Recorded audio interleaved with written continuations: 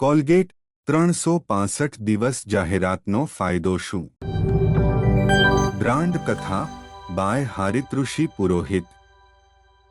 જાહેરાત કરવાનો એક મૂળભૂત લાભ છે કે જે માર્કેટિંગ એક્સપર્ટ નજરઅંદાજ કરતા હોય છે, તે એ છે કે જ્યારે પણ તમે જાહેરાત કરો છો ત્યારે નવા ગ્રાહક મળે છે। ટીવીની કોઈ પણ ચેનલ ખોલો, સિરિયલ કે મેચ હોય, અખબાર ખોલો કે ડિજિટલ, દરેક માધ્યમમાં જાહેરાત કરવાનું ન ચૂકતી કોલગેટ ટૂથપેસ્ટની માર્કેટમાં લાયન્સ શેર ધરાવે છે। ક્યારેક પ્રશ્ન થાય છે ને કે દેશમાં ટૂથપેસ્ટનું સમાનાર્થી કોલગેટ છે, તો પણ રોજ જાહેરાત કેમ કરે છે? અનેક દેશોમાં કોલગેટનું સામ્રાજ્ય સ્થપાયેલું છે, તો હવે એવો શું ફાયદો રહી ગયો છે કે રોજ જાહેરાત કરવાથી મળી શકે એમ છે? કોલગેટની શરૂઆત આમ તો છેક 1806માં વિલિયમ કોલગેટે સ્ટાર્ચ, સોપ અને કેન્ડલ બનાવવાથી શરૂઆત કરી હતી। તે બાદ 1873માં એરોમેટિક ટૂથપેસ્ટ બનાવી હતી, પણ જારમાં આપતા હતા। સૌપ્રથમ વાર 1894માં કોલેપ્સિલ એટલે કે આસાનીથી વાળી શકાય તેવી ટ્યુબના સ્વરૂપમાં આપવાની શરૂ કરી। ઇન્ડિયામાં 1937માં શરૂઆત કરી હતી। આમ તો કોલગેટ પામોલિવ કંપનીનું નામ છે, પણ ભારતમાં કોલગેટ તરીકે જ વધુ ઓળખાય છે। કોલગેટ બ્રાન્ડિંગની શરૂઆત આગળ કહ્યું તેમ કોલગેટ પામોલિવ તો એક મલ્ટીનેશનલ બ્રાન્ડ છે, પણ ભારતમાં કોલગેટની બ્રાન્ડ મજબૂત કેવી રીતે થઈ તે જાણવું રસપ્રદ છે।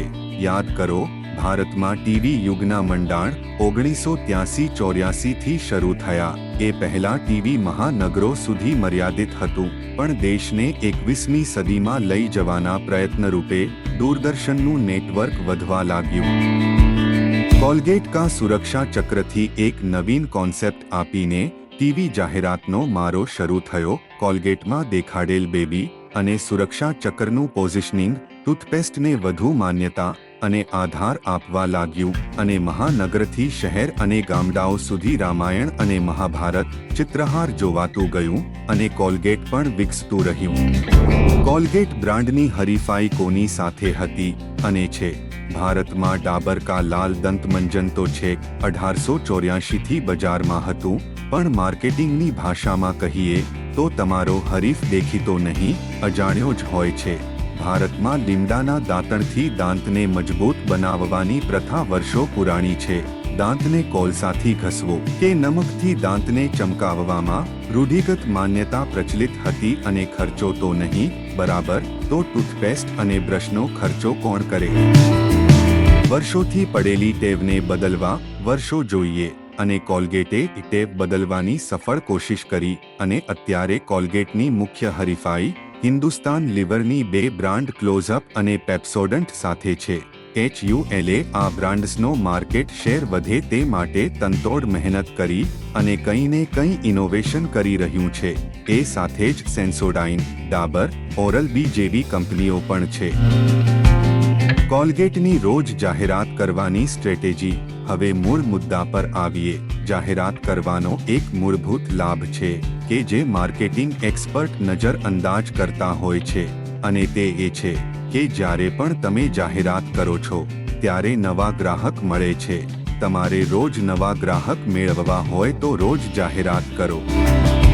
140 કરોડના દેશમાં 2-3 વર્ષથી ઉપરનો દરેક વ્યક્તિ તમારો ગ્રાહક છે, અને તે ટૂથપેસ્ટ વાપરવાનું શરૂ કરે એ પહેલા કોલગેટ નામ આવડી જાય તો જેટલા ગ્રાહકો છે તેને ભૂલાય નહીં, અને નવા આવે એને ઝડપી લેવા રોજ જાહેરાત કરવાની। નાની બ્રાન્ડ આવે ને જાય, પણ કોલગેટ રોજ જાહેરાત કરીને લીડરશિપ ટકાવી રાખે છે અને નવું માર્કેટ પણ મેળવતી રહે છે। બ્રાન્ડનું ભવિષ્ય। અત્યારે કોલગેટ ટૂથપેસ્ટમાં કિંગ છે, પણ આવનારી કાલની મૂંઝવણ સ્વાભાવિક છે। બજાર નવીનવી બ્રાન્ડથી ઉભરાઈ રહી છે। હેલ્થકેરમાં લોકોની ટેવ બદલાતી જાય છે। ટૂથપેસ્ટ હવે ફક્ત દાંતને સ્વસ્થ રાખવા અને ચમકાવવા સુધી મર્યાદિત નથી, પણ દાંતના ચમકારાથી સામેવાળાને આકર્ષિત થતા દેખાડીને યુવા વર્ગને પકડી રાખવાની આકરી મહેનત કરવાની છે।